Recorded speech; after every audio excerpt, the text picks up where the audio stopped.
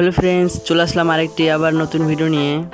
So friends, আমার হাতে যে ব্যাটারিটি দেখতে পাচ্ছেন, এরকম ব্যাটারি আপনারা যারা ইলেকট্রনিকের কাজ করেন আপনাদের কাছে মোটামুটি সবার কাছে এরকম ব্যাটারি আছে।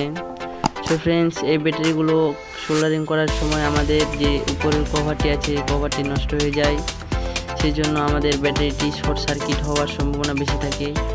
সেই জন্য আজকের ভিডিও কিভাবে এই কভারটি আপনারা নতুনভাবে লাগাতে পারবেন। তো চলুন দেখে নেওয়া যাক কিভাবে আপনারা নতুন কভার লাগাতে পারবেন।